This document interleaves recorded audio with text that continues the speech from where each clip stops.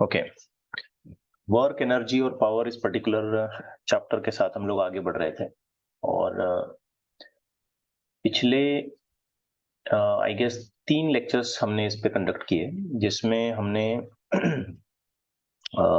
Work के calculation पर कुछ डिस्कशन किया। सबसे पहले तो जनरल डेफिनेशन हमने देखी वर्क की, कांस्टेंट फोर्स के लिए उसे कैसे कैलकुलेट किया जाता है। फिर फर्दर हमने उसी बात को आगे एक्सटेंड किया कि वर्क ये रेफरेंस फ्रेम पर डिपेंड करता है। अगर हम फ्रेम ऑफ ऑब्जर्वेशन चेंज कर देते हैं तो वर्क डन का कैलकुलेशन पूरी तरीके से बदल जाएगा। Then in continuation we have seen के if a variable force is applied, that is a force which is not constant. एक ऐसा फोर्स जो कांस्टेंट नहीं है, जो पोजीशन के साथ कह लीजिए या कुछ हद तक टाइम के साथ कह लीजिए, अगर चेंज होता जाता है तो इन सच केसेस हम वर्क कैसे निकालेंगे। तो we have two different possibilities to calculate the work done in a variable force situation. One of them is a graphical method and another one is a mathematical method. So यहाँ तक का अपना पूरा discussion complete हो चुका है। आज की क्लास में हम एक स्टेप आगे बढ़ेंगे। ठीक है, देखिए ये हम एक एक स्टेप बढ़ते बढ़ते बढ़ते फिर हम कुछ अच्छे लेवल के क्वेश्चंस, कुछ ग्रुप डी क्वेश्चन जिसको आप कह सकते हो, वैसे क्वेश्चंस तक हम पहुंचेंगे। बट हम स्टेप बाय स्टेप जाएंगे, फौरन ही एकदम डिफिकल्टी लेवल हम नहीं बढ़ाएंगे। आज के टॉपिक में या आज के लेक्चर में हम वर्क से थोड़ा सा आगे बढ़ते हुए अपने डिस्कशन को कंटिन्यू करेंगे और एनर्जी। ओके, लेटर ऑन हमको वर्क एनर्जी के थ्योरम्स बनाने हैं, डिफरेंट टाइप्स ऑफ एनर्जीज देखनी है, स्टेबिलिटी की कंडीशंस देखने हैं, and lot of numericals are suppose to come, illustrations are suppose to come.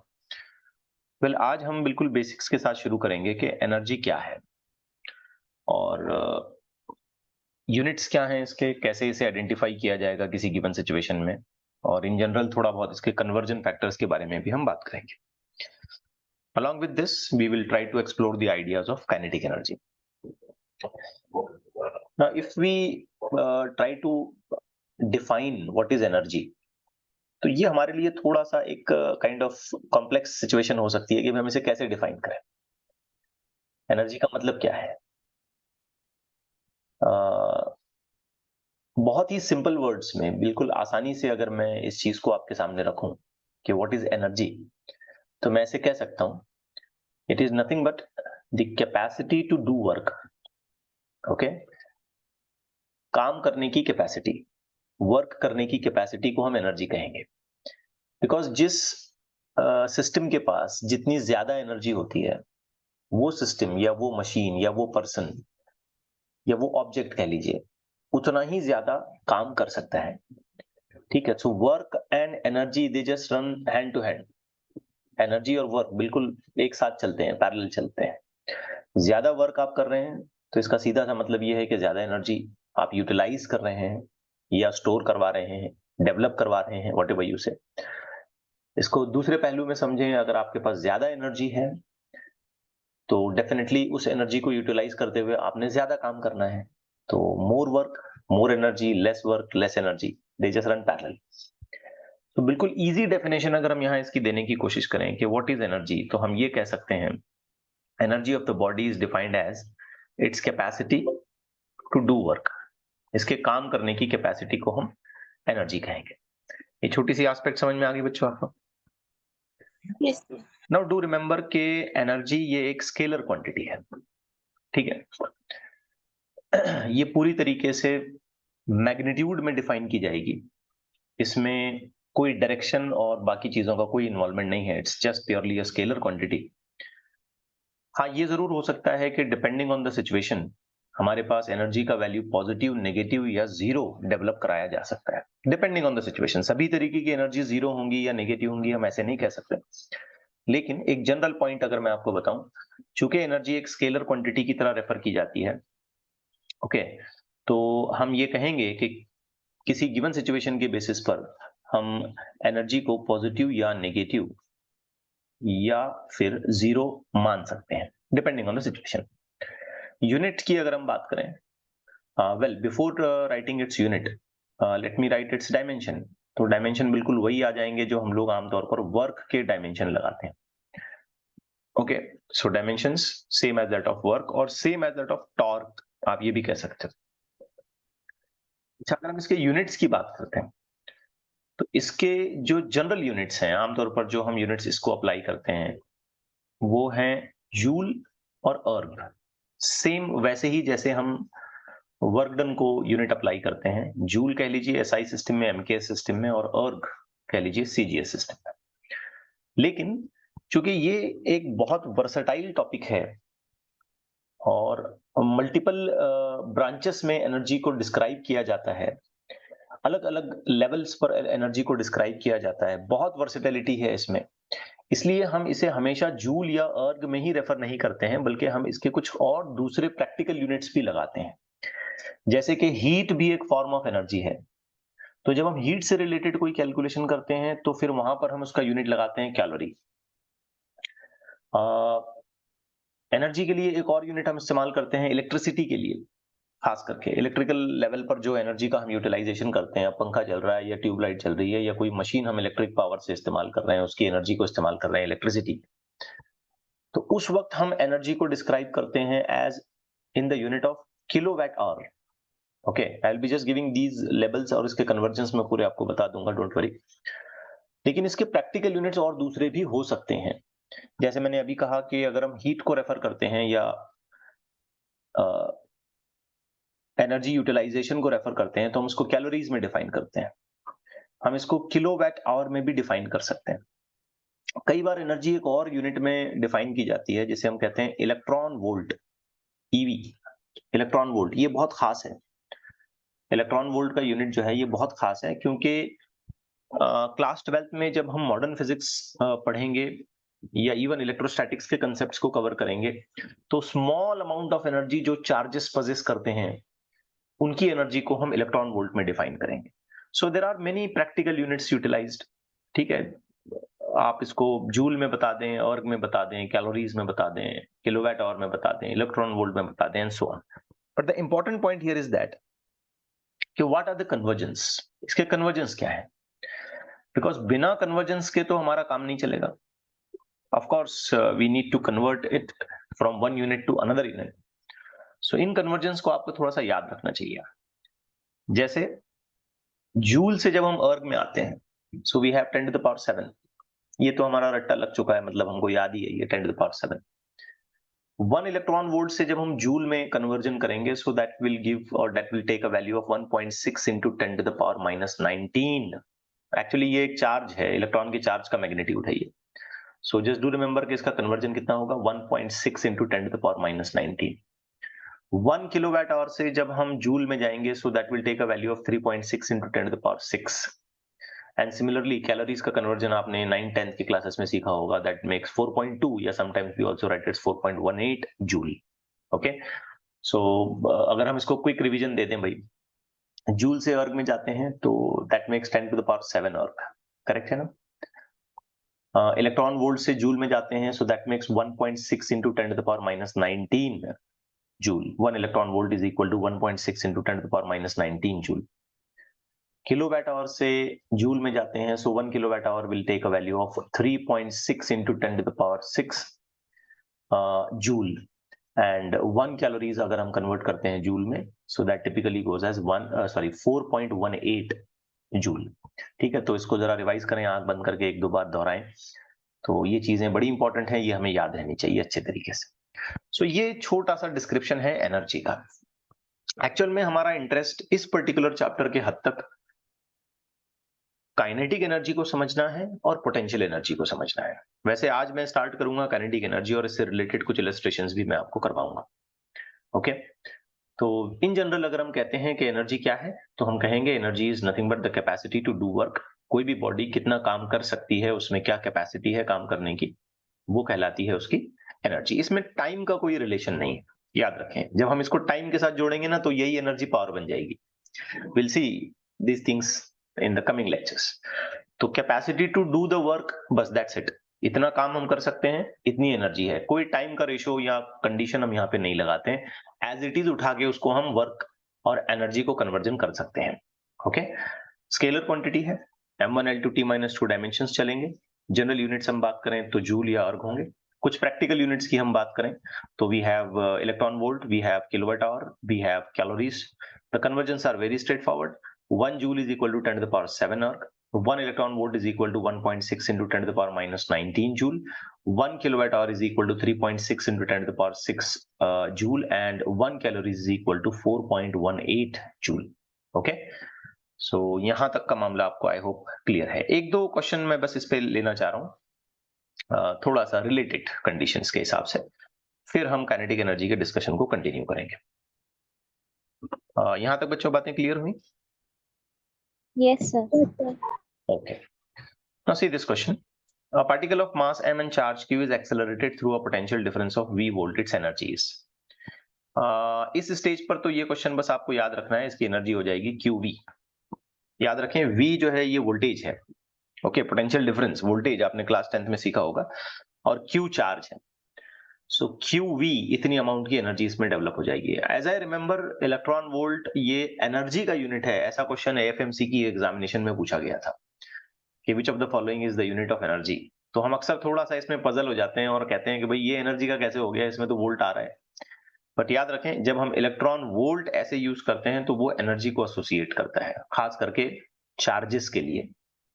Okay, now moving on to the next question, that is an ice cream has marked a value of 700 kilocalories.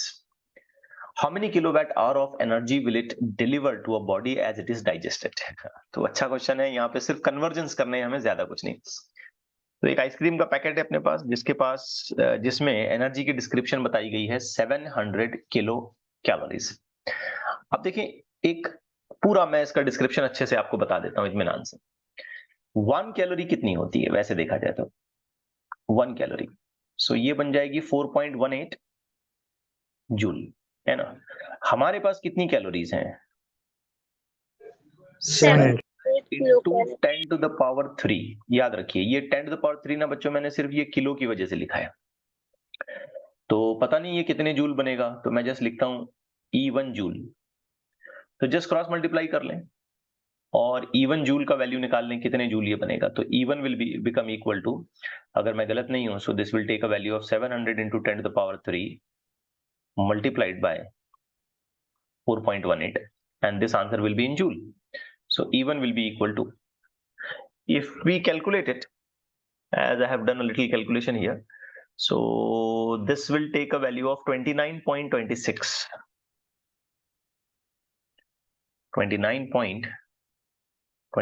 into power मैंने कर दी 10 to the power 5। सो सबसे पहले तो उस ice cream से जो joule में amount of energy बनेगी वो इतनी बनेगी, E1। बट इसने हमसे ये नहीं पूछा है कि भाई जूल में कितनी बनेगी, इसने हमसे ये पूछा है कि किलोवाट आवर में कितनी बनेगी। तो फिर हमको और थोड़ा सा डिस्क्रिप्शन देना पड़ेगा कि 1 किलोवाट आवर कितना होता है। तो आंसर है 3.6 into 10 to the power 6, ठीक है ना। 3.6 into 10 to the power 6 joule, it's not in minus, plus है। अब हमें देखना है कि हमारे पास कितने जूल हैं। तो हमारे पास 29.26 into 10 to the power 5 joule इतना है। तो पता नहीं इसके कितने किलोवाट आवर बनेंगे, तो मैं इसको E2 बोल देता हूं। Getting it? कन्वर्जन समझ आ रहा है? ऑफ कोर्स यहाँ पे हम किलोवाट आवर लिखेंगे। अब यहां पर भी हम काइंड ऑफ क्रॉस मल्टीप्लीकेशन कर लेंगे। तो if you just go for a cross multiplication, क्या आपको ऐसा आंसर मिलेगा? E2 is equal to 29.26 into 10 to the power 5 divided by 3.6 into 10 to the power 6. So this will be 2.926 divided by 3.6, ठीक है, क्योंकि मैंने इसको भी 10 to the power 6 कर दिया, ये 10 to the power 6 कैंसिल हो गया, 29 की बजाय मैं 2.9 लिख रहा हूं। तो बस एक रेशियो निकालना है, 2.9 डिवाइडेड बाय 3.6। अब 2.9 डिवाइडेड बाय 3.6 करें आप, तो you may get the answer equal to 0.81 kilowatt hour. तो ये हो गया आपका आंसर। तो इस क्वेश्चन में बस कन्वर्जन की तरफ थोड़ा सा जोर दिया गया था, मैंने बिल्कुल स्टेप बाय स्टेप सारी चीजें आपको बताई। आप इन चीजों को याद भी रख सकते हैं कि अगर हमें कुछ कैलोरीज गिवन है और हम उसे जूल में कन्वर्ट करना चाहते हैं तो सीधे सीधे 4.18 से मल्टीप्लाई करते हैं, और अगर हमें कुछ जूल्स में गिवन है और अगर हम उसको किलोवाट आवर में कन्वर्ट करना चाहते हैं तो सीधे सीधे 3.6 into 10⁶ से डिवाइड करते हैं। तो इन चीजों का कन्वर्जन हमें अच्छे लेवल पर करने आना चाहिए, थोड़ी सी हमें प्रैक्टिस करनी चाहिए, और जैसे जैसे हम न्यूमेरिकल्स और आगे की चीजें हैंडल करेंगे वैसे वैसे ये धीरे धीरे हमारे रूटीन में आ जाएगा कि हम इसे कैसे कन्वर्ट करें। Are things clear?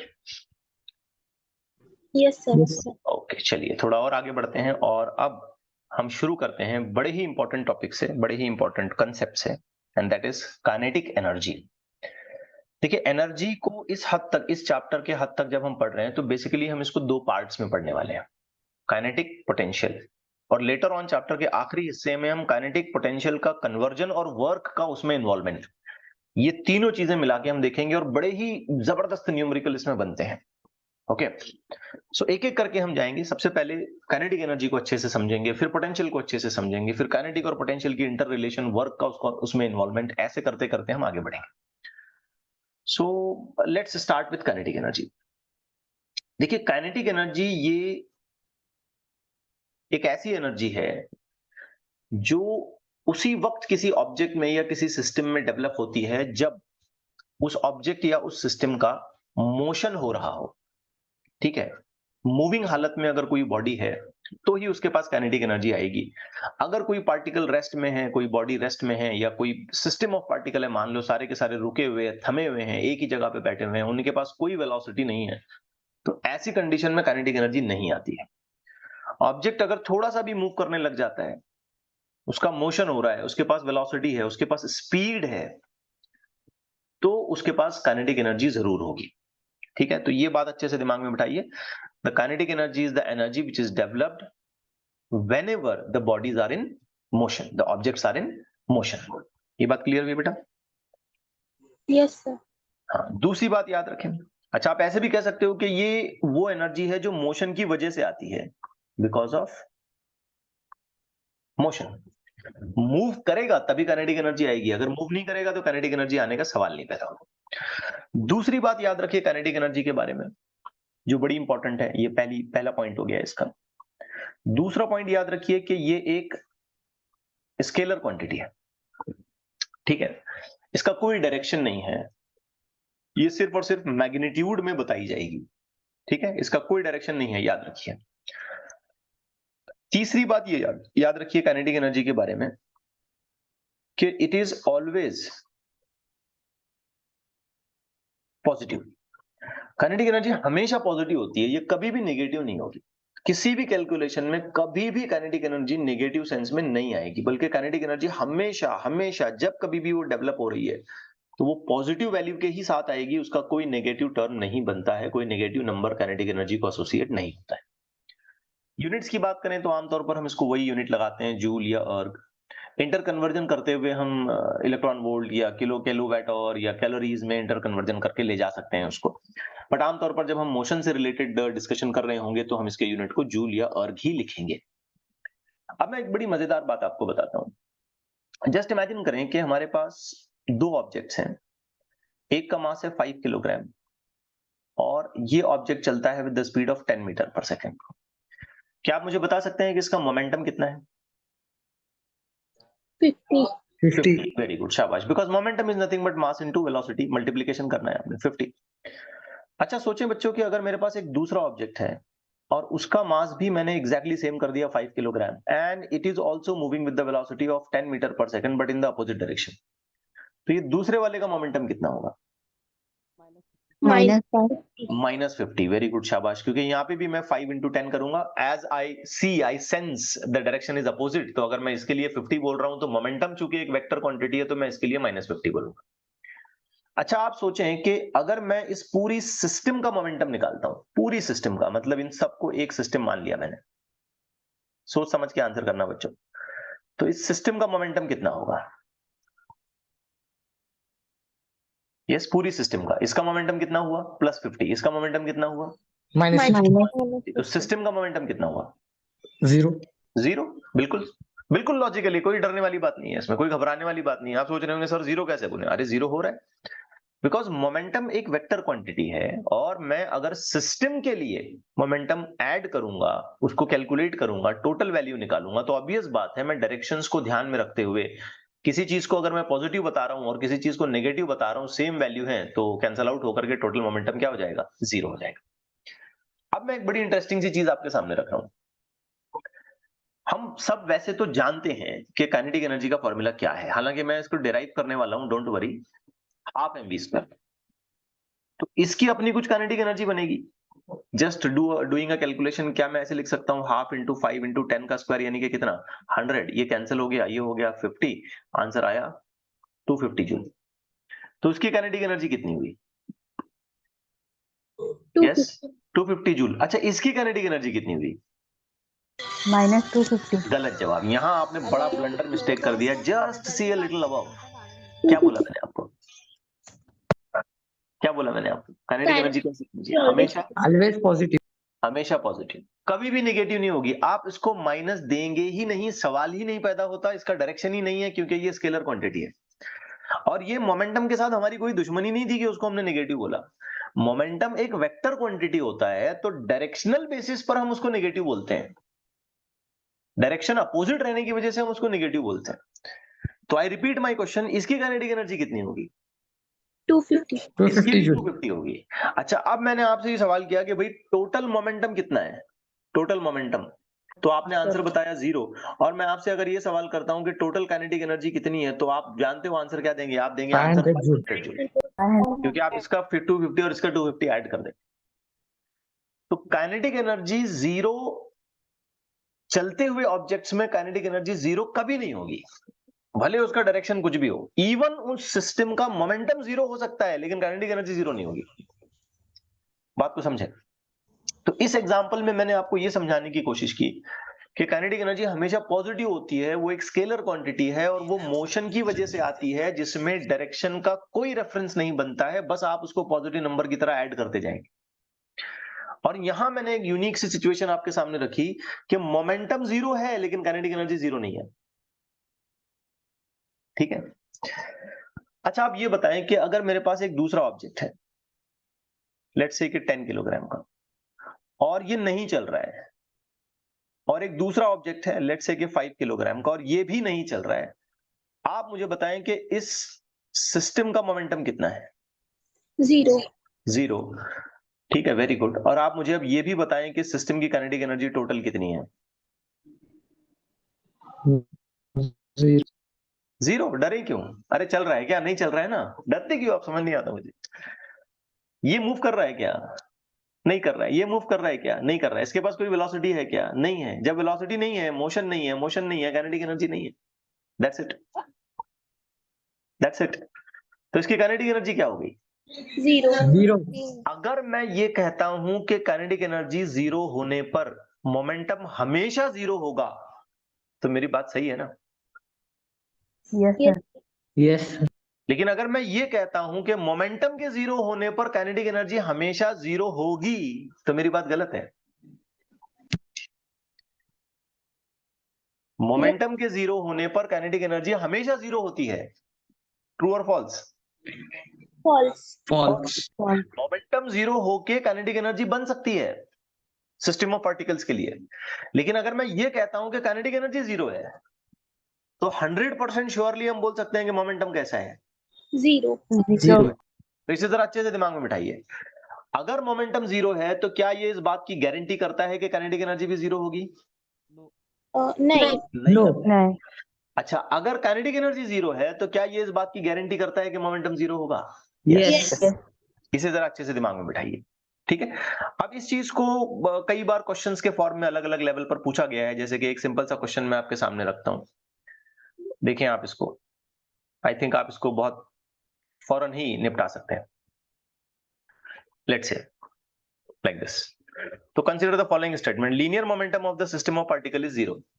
Momentum zero है, kinetic energy of the system of the particle is zero, kinetic energy भी जीरो है। 1 implies 2 and 2 implies 1, ये तो गलत है। मतलब 1 implies 2 का मतलब क्या हुआ? मोमेंटम जीरो रहा तो काइनेटिक एनर्जी भी जीरो रहना। 2 imply 1 का मतलब क्या हुआ? काइनेटिक एनर्जी जीरो रही तो मोमेंटम भी जीरो रहना। ऐसा जरूरी है क्या? No. Kinetic No. Energy zero रही तो मोमेंटम जीरो रहता। Let me just talk in a local language. लेकिन मोमेंटम जीरो रहा तो काइनेटिक एनर्जी जीरो नहीं रह नहीं सकती, रहती। नहीं भी रह सकती, हो भी सकती नहीं भी हो सकती, वी डोंट नो। लेकिन यहां हम गारंटी के साथ बोलेंगे अगर काइनेटिक एनर्जी जीरो है तो मोमेंटम 100% जीरो है। ठीक हो रही है बात? Yes, Yes. sir. Yes. तो इसमें अगर आप ठीक से देखोगे, ऑप्शन सर्च करोगे तो one does not imply two होगा। वन जो है ना टू को इंप्लाई नहीं करेगा, वन टू की शर्त नहीं बनेगा कि लीनियर मोमेंटम जीरो है तो काइनेटिक एनर्जी जीरो रहना।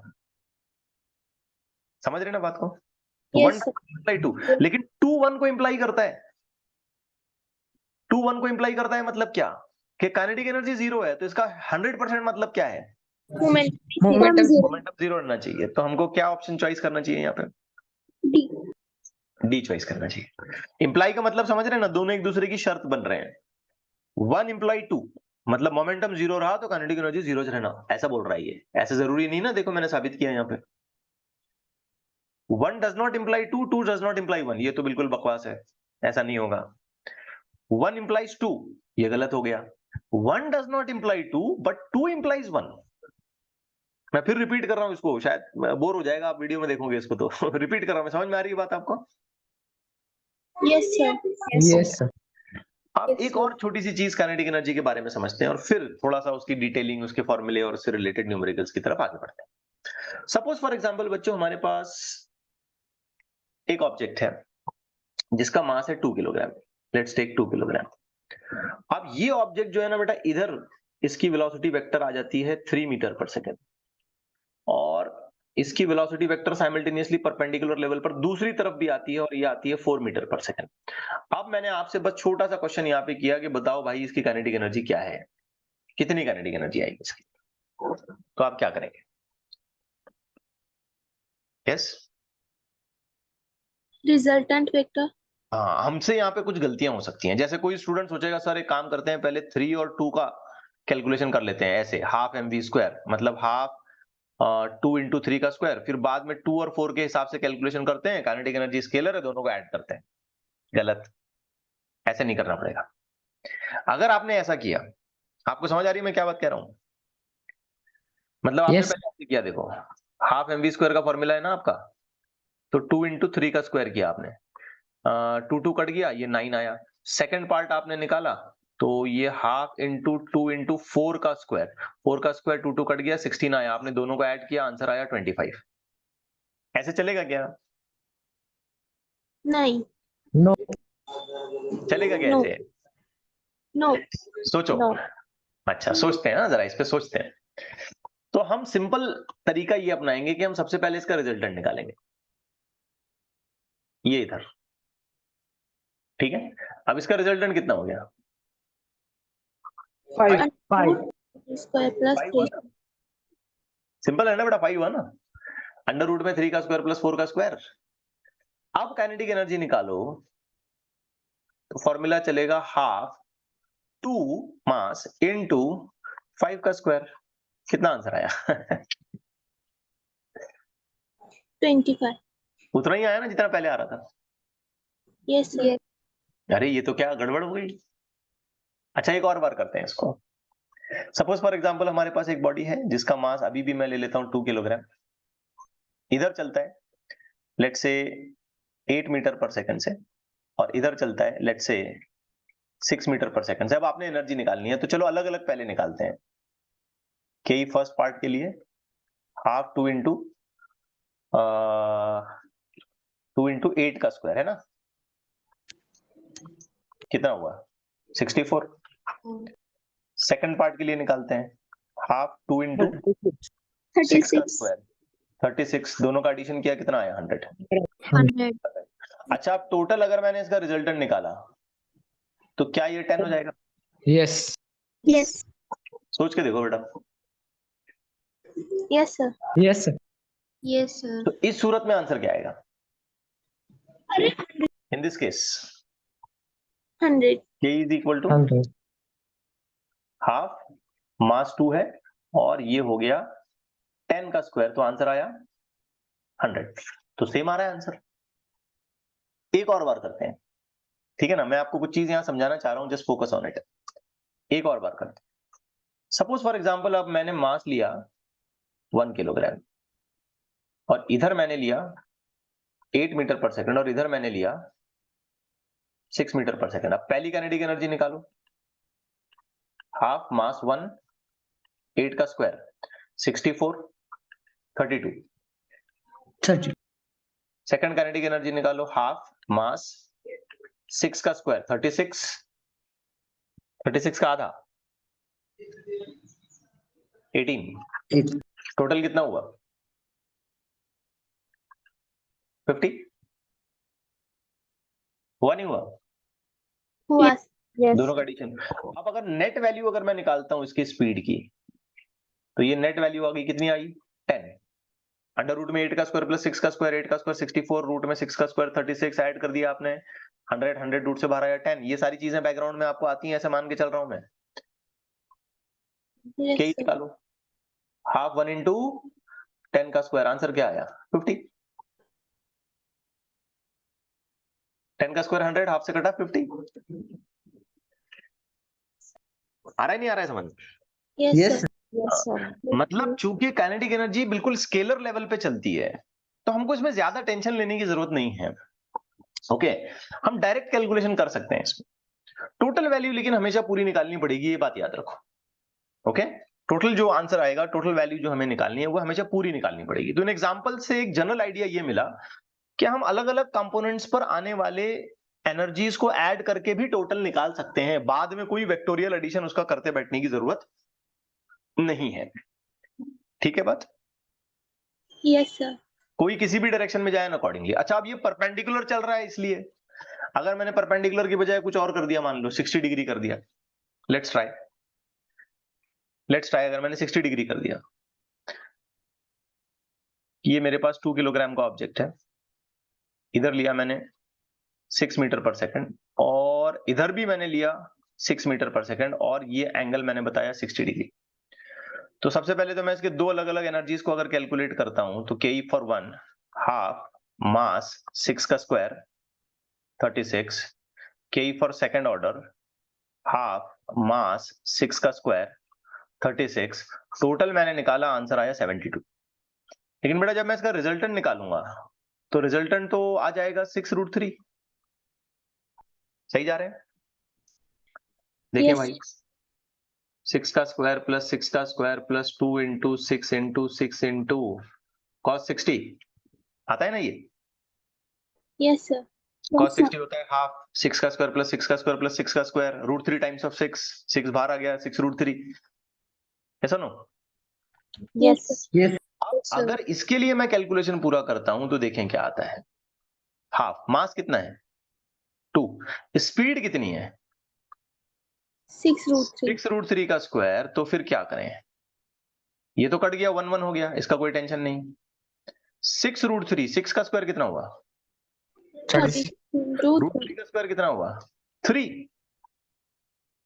तो आंसर क्या आया,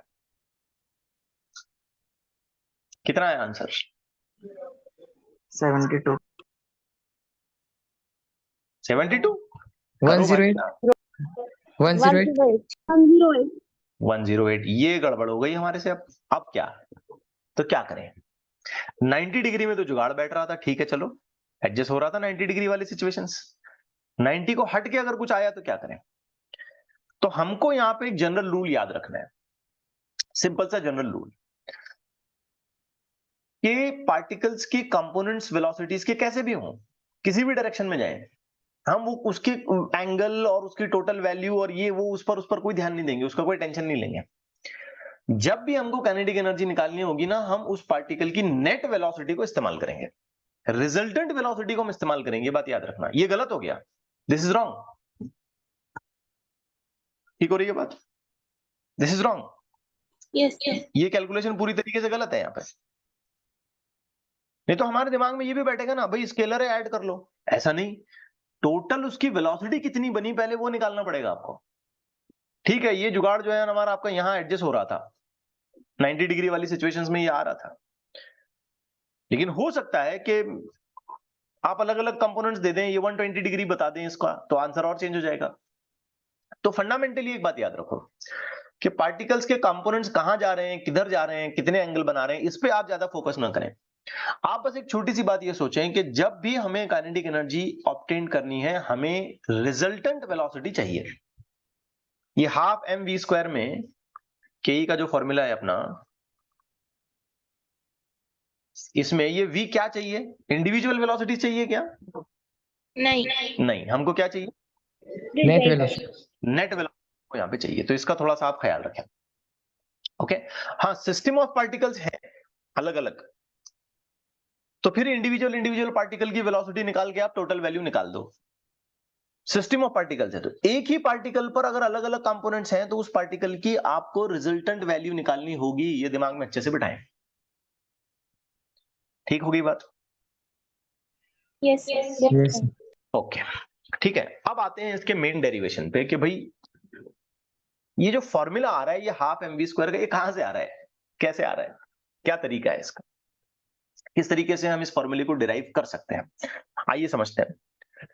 देखो, अगर कोई ऑब्जेक्ट हम कंसीडर करते हैं जो किसी फ्लोर पर या किसी सरफेस पे रखा हुआ है लाइक दिस, और इस पे हमने लगाया फोर्स, और फोर्स के चलते ये ऑब्जेक्ट जो है ना मूव करने लग गया, और मूव करते करते ये हो सकता है कुछ बड़ा सा डिस्टेंस कवर कर ले और इसके पास कुछ वेलोसिटी भी आ जाए v, ऐसा कुछ भी।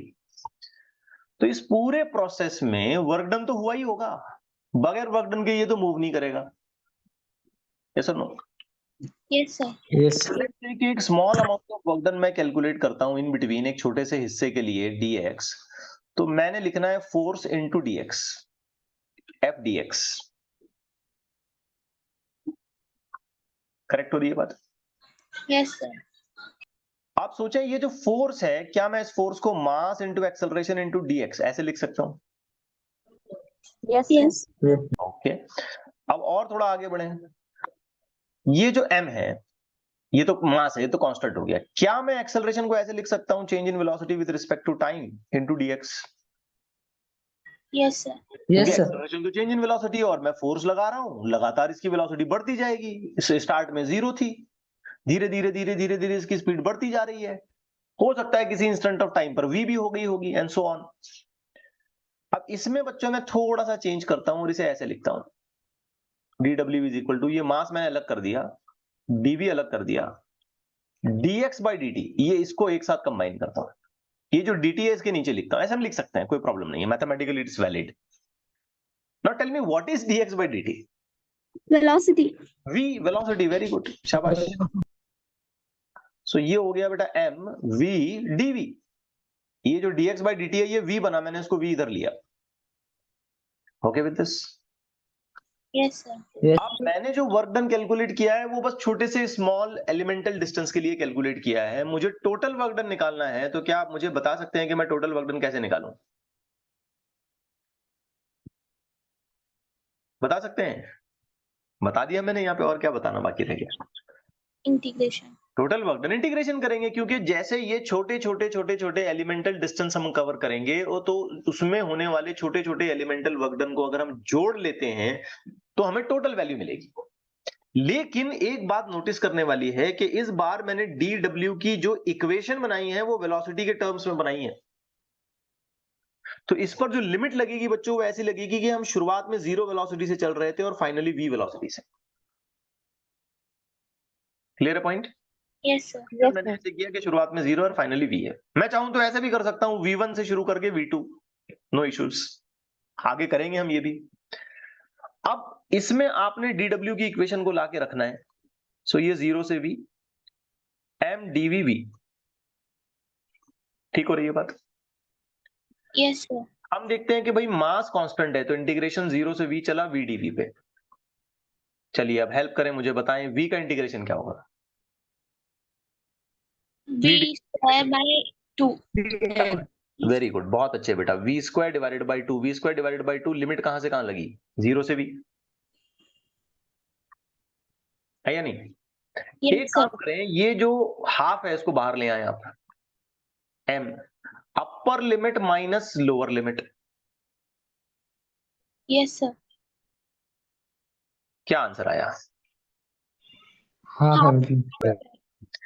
अब हम ये कहेंगे कि जो हमने यहां पे वर्क किया वो इस ऑब्जेक्ट को चलाने में, मूव करने में, मोशन देने में यूटिलाइज हो गया, खर्च हो गया। तो इसका सीधा सा मतलब यही हुआ कि हमने जो भी वर्क किया वो कन्वर्ट कर लिया गया है किस चीज में? Kinetic energy. Kinetic energy. तो हमारा किया हुआ काम, उसका नतीजा, उसका रिजल्ट, उसका इफेक्ट हमको दिख रहा है, ऑब्जेक्ट चल रहा है, तो हमारे किए हुए काम से ऑब्जेक्ट कन्वर्ट हो गया काइनेटिक एनर्जी। बात समझ आई? Yes sir. फाइनली फिर हम इस काइनेटिक एनर्जी की इक्वेशन को लिखेंगे half m v square. Clear हो रही है बात बच्चों? Yes sir. ये ऐसे आती है। अब ये डेरिवेशन अपने थियरी पेपर्स में एक्सपेक्टेड है, बाकी हम लोग जो एमसीक्यूज वगैरह सॉल्व करेंगे उसमें तो हमें बस फॉर्मूले से मतलब है कि half m v square and that's all. अच्छा बच्चों, मैं इसका एक रिवर्स मतलब भी समझाता हूं आपको, बड़ा ध्यान से सुनना। सपोज फॉर एग्जांपल कि हमारे पास एक रफ सरफेस है, रफ सरफेस, और इस पर ना एक ऑब्जेक्ट है जो ऑलरेडी किसी तगड़ी स्पीड से चल रहा था और उसका मास m है, तो ऑब्वियस बात है इसके पास कुछ काइनेटिक एनर्जी इनिशियल लेवल पे होगी। Yes sir. अब रफ सरफेस रहने की वजह से क्या हुआ, इस पे फ्रिक्शन आ गया, रगड़, फ्रिक्शन आ गया, उसमें रेजिस्टेंस आ गया, तो धीरे धीरे धीरे धीरे धीरे इस ऑब्जेक्ट की स्पीड क्या होगी? 0। हाँ, डिक्रीज हो जाएगी इनफैक्ट, और ऐसा होते होते होते होते होते होते होते होते वो क्या हो जाएगी? 0। तो जब ये फाइनली यहां पहुंचा तो ये जाके रुक गया, मान लो, तो ये इसकी इनिशियल स्पीड है, ये इसकी फाइनल स्पीड 0 हो गई। अब मेरा एक छोटा सा सवाल है, क्या इसके पास पहले काइनेटिक एनर्जी थी? यस। Yes, sir. फाइनली इसके पास नहीं है, Yes. Yes. फिर कहां गई वो? फ्रिक्शन। कहां गई बताएं? क्योंकि energy can not be created, can not be destroyed. Resistive force की वजह से। रेजिस्टिव फोर्स ने अपोजिट डायरेक्शन में वर्क करके उसकी काइनेटिक एनर्जी को खत्म किया, ये है मामला इधर। तो दोनों सूरतें हो सकती है, आप ऑब्जेक्ट को पड़ा हुआ था, वर्क करके चला रहे हैं, और ऑब्जेक्ट चल रहा था, आप उसको वर्क करके रुका रहे हैं, दोनों सूरतें हो सकती है, याद रखें। तो यहां भी मैं बोलूंगा कि भाई वर्क डन कितना हुआ, तो मैं यही बोलूंगा हाफ एम वी स्क्वायर। समझ आ रही ना बेटा बात? Yes sir. हाँ, अब इसमें अगर मैं बीच वाली स्टेज कुछ पूछ लेता हूं कि स्पीड v1 से v2 हो गई, तो ये इंटीग्रेशन में मैं यहां क्या करूंगा? v1 से v2 लिखूंगा, यहां लिखूंगा v1 से v2, यहां लिखूंगा v1 से v2, यहां आएगा v1 से v2, तो फिर यहां फाइनली क्या बनेगा जरा सोचो? v1 square minus v2 v2 square minus v1 square, अपर लिमिट माइनस लोअर लिमिट। तो फिर वही वर्क हम क्या बताएंगे? Change in kinetic energy. Same work है, आप इस बार बोल रहे हैं काइनेटिक एनर्जी, लेकिन हम वही वर्क ऐसे ही बोल सकते हैं ना, काइनेटिक एनर्जी का चेंज। ऑफ कोर्स हम इसको आगे के चैप्टर के अगले हिस्से में पढ़ने वाले हैं। फिलहाल मेरा इंटरेस्ट सिर्फ ये है कि ये डेरिवेशन में आपको समझा सकूं कि काइनेटिक एनर्जी बन कैसे रही है। तो भाई काम करके बन रही है और कुछ नहीं, और काम करके ही खत्म हो रही है और कुछ नहीं है। मतलब आप जिस जगह पे वर्क करेंगे उस जगह पे आप या तो काइनेटिक एनर्जी को एक्सेस करेंगे, बढ़ाएंगे आप, या फिर अगर अपोजिट वर्क है आपका तो आप काइनेटिक एनर्जी को वहां पे रुकाएंगे, कम करेंगे, खत्म करेंगे, जीरो भी कर सकते हैं। तो जो सोर्स है काइनेटिक एनर्जी का वो क्या है? Work done. वर्क डन है। बगैर वर्क डन के काइनेटिक एनर्जी डेवलप होगी ही नहीं, दिमाग में बैठाइए। अब यहां काइनेटिक एनर्जी 0 थी, 0 से लेकर कुछ तो हुई, मतलब काइनेटिक एनर्जी चेंज हुई, है कि नहीं? Yes sir. तो ये चेंज किस वजह से हुआ? आंसर है वर्क डन की वजह से। Anyhow we reach to a conclusion that के kinetic energy is equal to half m v square. Clear हो रही है बच्चों बात? Yes sir. ये बात याद रखें कि काइनेटिक एनर्जी हमेशा पॉजिटिव होती है, ये कभी भी नेगेटिव नहीं होगी। और किसी सिंगल पार्टिकल के पास अगर वेलोसिटी के अलग अलग कंपोनेंट्स हैं तो उन कंपोनेंट्स को हैंडल करते वक्त हमको काइनेटिक एनर्जी कैलकुलेट करते वक्त हमेशा रिजल्टेंट वेलोसिटी, रिजल्टेंट स्पीड निकालनी है। काइनेटिक एनर्जी एक स्केलर क्वांटिटी है, कभी भी नेगेटिव नहीं होगी। हाँ, एक बात जरूर है कि काइनेटिक एनर्जी रेफरेंस फ्रेम पर डिपेंड करती है। रेफरेंस फ्रेम पर, जैसे देखें, एक ऑब्जेक्ट है मान लो, या फिर मान लो एक कार है, या ये कोई ट्रेन का कंपार्टमेंट है मान लो। अब ये किसी तगड़ी स्पीड से चल रहा है v, ये आदमी यहां बैठा हुआ है और इस आदमी के सामने एक बक्सा पड़ा हुआ है जिसका मास है m। और एक आदमी बाहर से देख रहा है सारी सिस्टम को। आप मुझे बताएं, ये जो आदमी जो ट्रेन के अंदर है, इसके लिए इस बक्से की स्पीड कितनी है? 0 जीरो। तो काइनेटिक एनर्जी क्या होगी इसकी? 0 जीरो, क्योंकि बक्सा सामने ही पड़ा हुआ है, रखा हुआ दिख रहा है उसको, उसकी स्पीड ही नहीं है। अब जब स्पीड नहीं है तो बोलेगा काइनेटिक एनर्जी 0 है। लेकिन अगर कोई आदमी बाहर से खड़े होकर देख रहा है इसको, यहां से देख रहा है, तो इस बक्से की स्पीड कितनी है? V v। तो इसकी काइनेटिक एनर्जी कितनी हो गई? half mv²। Half m v square. मतलब इसके लिए काइनेटिक एनर्जी अलग है और इसके लिए अलग है। ये भी एक मुद्दा याद रखें, पॉइंट याद रखें कि kinetic energy frame of reference change करने पे बदल सकती है, क्योंकि स्पीड बदलेगी। अगर उसमें उसमें और कॉम्प्लिकेटेड मैंने कर दिया, इसका एक्सेलरेशन लगा दिया, तो और ज्यादा बदलेगी, और इंटीग्रेशन करके निकालना पड़ेगा उसको। फिर वेरिएबल एक्सेलरेशन अगर लगाया तो और इंटीग्रेशन करो। मतलब बेसिकली दिमाग में आप फिलहाल इस स्टेज पर ये बिठाएं कि काइनेटिक एनर्जी रेफरेंस फ्रेम पर डिपेंड करती है। रेफरेंस फ्रेम बदलने पर काइनेटिक एनर्जी की वैल्यू पूरी तरीके से बदल सकती है। Getting it right? Yes sir। आइए एक और पॉइंट देखते हैं, बड़ा इंपॉर्टेंट पॉइंट है। इस पे मैं समझता हूं पिछले नीट के पेपर्स में 7-8 बार क्वेश्चन आ चुके हैं। बड़े आसान से क्वेश्चन आते हैं, हाउएवर थोड़ा सा स्टूडेंट इसमें पजल होते हैं। Relation between kinetic energy and linear momentum, बड़ा इंपॉर्टेंट है, very important, mark this point as very important. Okay, देखिए कोई भी ऑब्जेक्ट जब मूव कर रहा है, चल रहा है, सिंगल ऑब्जेक्ट है, सिस्टम नहीं है, तो ऑफ कोर्स उसका एक लीनियर मोमेंटम डिफाइन किया जा सकता है mv, और उस ऑब्जेक्ट के लिए काइनेटिक एनर्जी को भी असाइन किया जा सकता है, बताया जा सकता है, और वो क्या है? half mv²। अब हम इन दोनों में एक रिलेशन को एस्टेब्लिश करना चाहते हैं। बड़े ध्यान से देखें, इस के वाली रिलेशन को बेटा मैं ऐसे लिखूंगा, half m v into v. चलेगा ना? Yes sir। Yes. तो इसका सीधा सा मतलब ये हुआ कि मैं ये लिख पाया हाफ pv,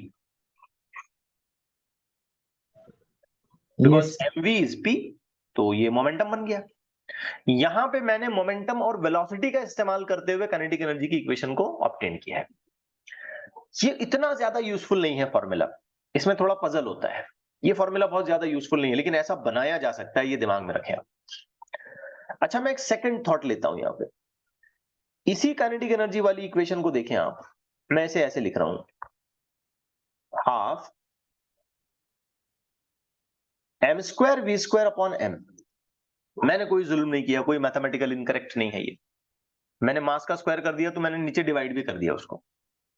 ये मास फैक्टर कैंसिल होने के बाद हम वापस इसी जगह लौटेंगे। जरा सोचें, सही है? Yes sir। तो क्या अब ये कई ऐसी नजर आई आपको समझ आने के हिसाब से? ऐसी नजर आई? Yes sir। Yes or no? Yes. So final conclusion क्या इसका ऐसे लिखा जा सकता है?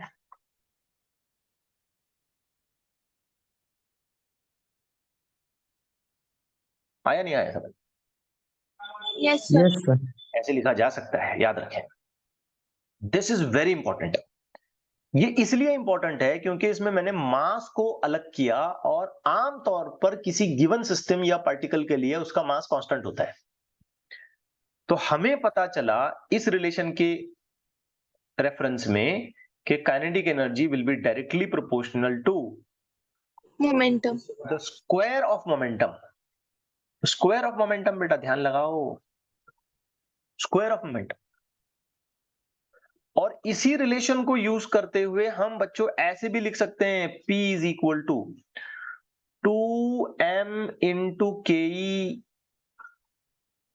In under root. के की बजाय मैं सिर्फ ई लिखता हूं, नहीं तो पढ़ने में तुम लोगों को और परेशानी होगी।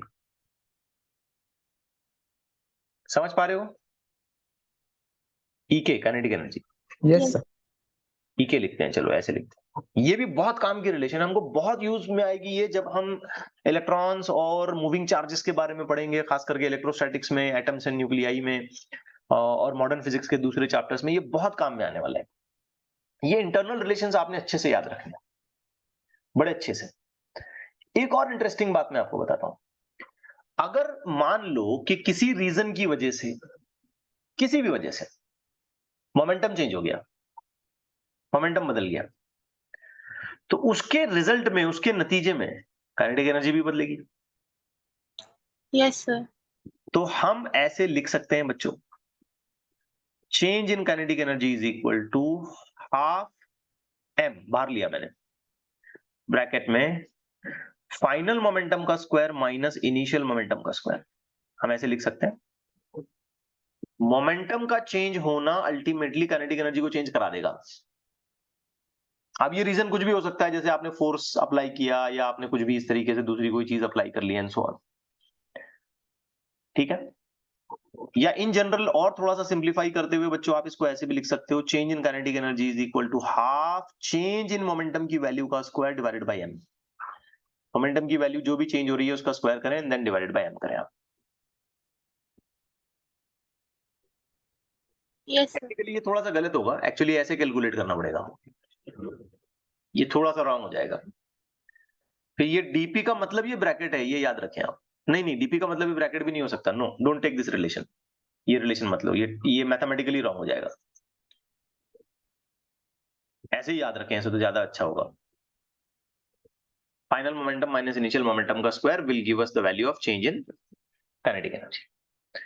अब इसमें मैं कुछ इंटरेस्टिंग से कंसेप्ट आपके सामने रखता हूं, सभी स्टूडेंट बहुत ध्यान देके इसको समझेंगे, क्योंकि ये जो क्वेश्चंस हैं या इस तरीके के जो क्वेश्चंस हैं, ये मेरे ओपिनियन में तो 7-8 बार इससे पहले नीट या जेई के एग्जामिनेशंस में पूछे गए हैं।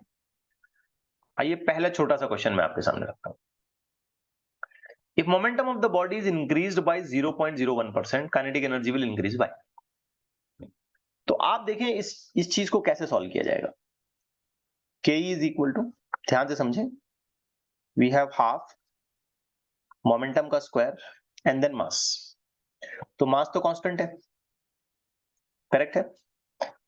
Yes, sir. तो हमको पता चला Ke is proportional square of momentum, ठीक है। Yes, sir. अब एक बड़ी इंपॉर्टेंट रिलेशन फोकस करें, change in Ke in percentage is equal to 2 times of change in momentum in percentage। Yes, sir. और इसकी कंडीशन याद रखें,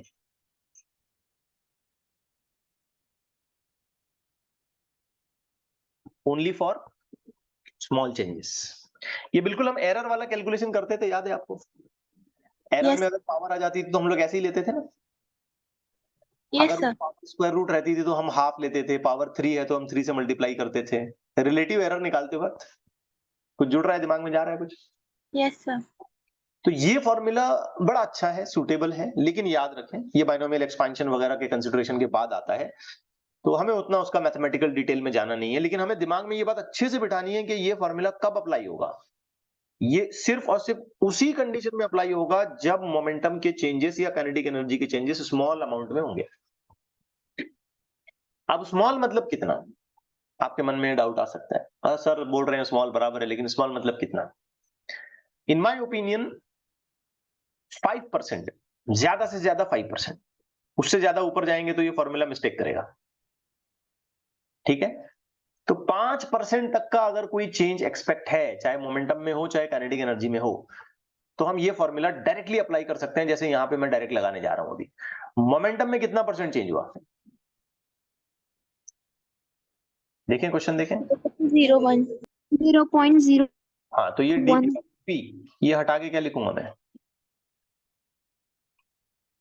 आंसर क्या आया, 0.02%। खलास, फिनिश, डन, हो गया। कोई टेंशन वाली बात नहीं है, परेशान ना हो इसमें, लेकिन याद रखें ये कब अप्लाई करेंगे। Small. Small change. हाँ, अब मैं कुछ चीजें लिख रहा हूं, बताएं। यहाँ 0.1% के बजाय अगर ये 2% होता तो बताओ काइनेटिक एनर्जी का चेंज का आंसर क्या आता।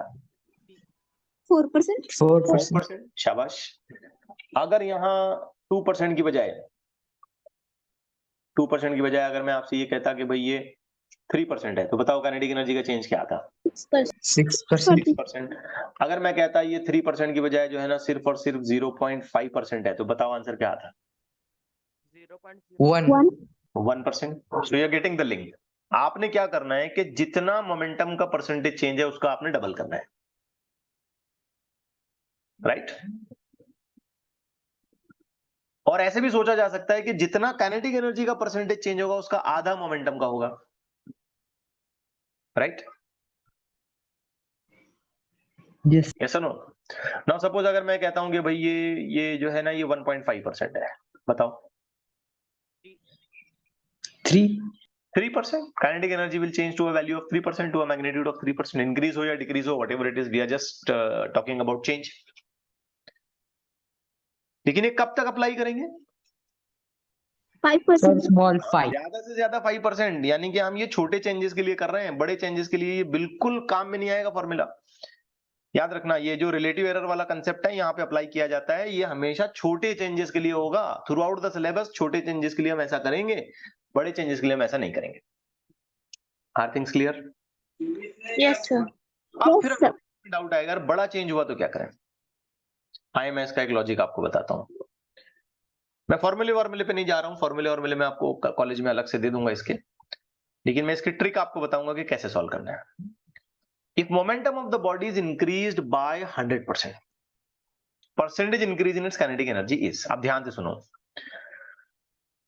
तो पहली वाली जो काइनेटिक एनर्जी अपनी, मान लो बेटा वो ऐसी है, करेक्ट है? Yes, sir. अब दूसरी वाली जो काइनेटिक एनर्जी आएगी, बड़े ध्यान से देखना मैंने क्या लिखा, ध्यान से देखना मैंने क्या लिखा. क्या लिखा मैंने?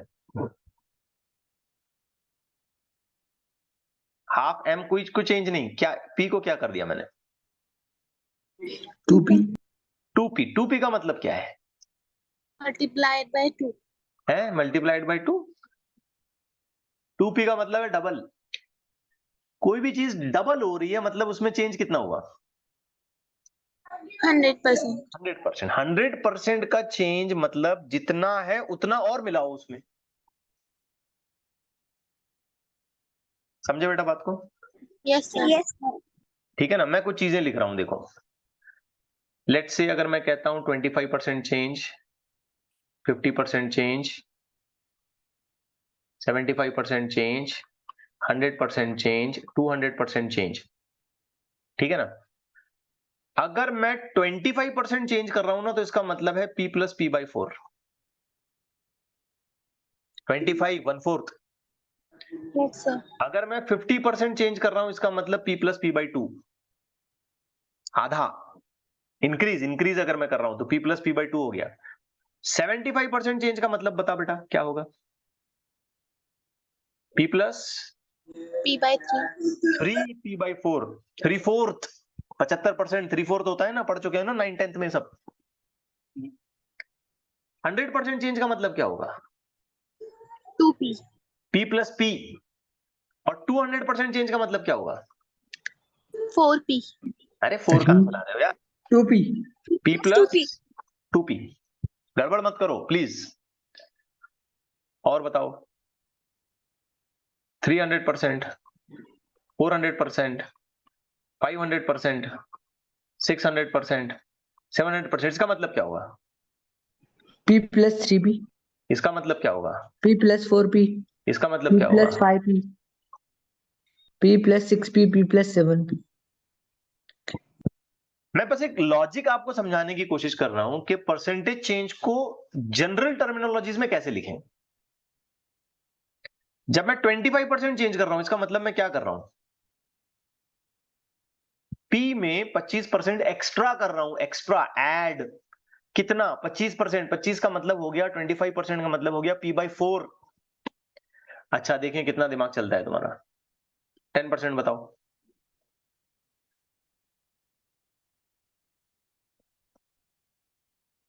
बताओ.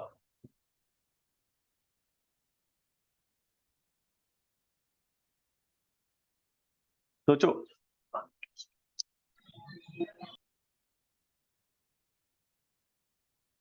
10% का क्या मतलब होगा? नहीं आ रहा. अरे भाई 10 p by 100, p by 10, 20% का मतलब बताओ।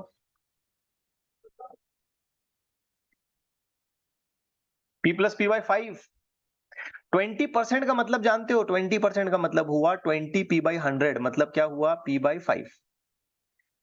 तो p by 5 ओरिजिनल p में ऐड करना, इसका मतलब ये है।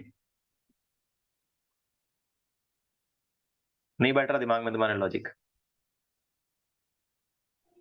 समझे सर? लॉजिक बैठ रहा है, सभी के दिमाग में बैठ रहा है लॉजिक? यस। ठीक है। अगर मैं ये कहता हूं बेटा कि, ध्यान से सुनना, मैं समझाने की कोशिश करता हूं। अगर मैं ये कहता हूं कि मैंने मोमेंटम को 20% इंक्रीज किया, सेंटेंस मेरा ध्यान से सुनना, मैंने मोमेंटम को 20% इंक्रीज किया, इसका मतलब क्या है कि P में इंक्रीज किया, प्लस किया, कितना इंक्रीज किया, 20%, उसकी 20% वैल्यू मैंने इंक्रीज की। समझे नहीं समझे? समझे। हाँ, तो इसको सॉल्व करो। 20 by 100 क्या आएगा आंसर? P by 5. हाँ, आप सोचो अगर मैं 25% इंक्रीज कर रहा हूं तो एक्चुअल में मैं क्या कर रहा हूँगा? सोचो यहाँ पे, P plus P by 4. Plus 25 p by 100, यही कर रहा हूँगा ना? Yes, sir. अब 25 p by 100 का मतलब क्या हुआ? 1 by 4. p by 4, मतलब एक्सपेक्टेड आंसर क्या हुआ? p plus. P by 4. तो ये जरा लॉजिक दिमाग में बिठाएं, इसकी रिकॉर्डिंग्स फिर एक बार देख लें आप लोग। ठीक हो रही है बात? Yes, sir. तो 100% का मतलब क्या होगा? 100 by 100, 1, डबल डबल, ऐसा नो? Yes, sir. ध्यान से देखना।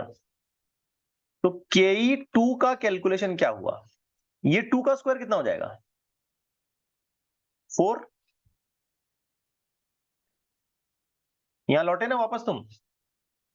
Yes, sir. समझे नहीं समझे ये? Yes, sir. हाँ, तो ये 2 का स्क्वायर 4 हुआ, मैं इसको बाहर लेके गया, half p square by m मैंने जैसा वैसे रखा, लेकिन half p square by m क्या है? सोचो, half p square by m क्या है? Work done. अरे ये देखो ऊपर कहां ध्यान है तुम्हारा, half p square by m, Kinetic energy. Kinetic energy in the first stage, इतनी है क्या नहीं? तो क्या इसका मतलब ये हुआ ke2 is equal to ke1 plus 3 times of ke1? Yes, sir. मुझे तो 4 चाहिए थी, 4 मेरा आंसर है, तो ये 4 को मैं तोड़ के लिखूंगा तो ऐसे हो गया, हाँ या ना? Yes, sir. अब मैं चाहता हूं आप दिमाग चलाएं और मुझे बताएं, सोचें और मुझे बताएं, काइनेटिक एनर्जी में कितना परसेंट चेंज हुआ?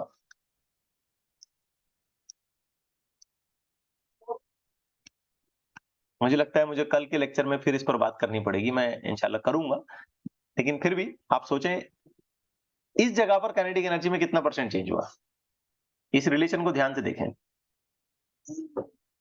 300. बिल्कुल सही जवाब है, वेरी गुड, बिल्कुल सही।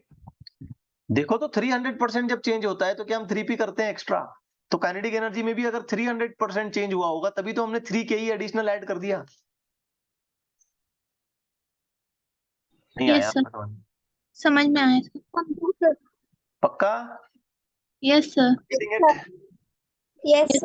अब ऑप्शंस देखें, काइनेटिक एनर्जी में कितने परसेंट चेंज हुआ? 150%, 200%, 225% या 300%. 300% आया answer. This is the answer. सोचो अगर कैलकुलेशन के बाद यहाँ पे 2k ही आता, ये ke प्लस 2k ही आता, तो फिर मेरा आंसर क्या होता? 100%. 200% होता। सोचो अगर यहाँ पे कैलकुलेशन के बाद आता ke1 प्लस 0.5 ke, यानी कि ke by 2, तो क्या आता? 100%. 100 होता? कैसे सोचते हो? 0.5 ke by 2, ke by 2 by 2 by 2 by 2, 50%। नहीं चल रहा है दिमाग? सोचो अगर ऐसे आता, कैलकुलेशन के बाद ऐसे आता।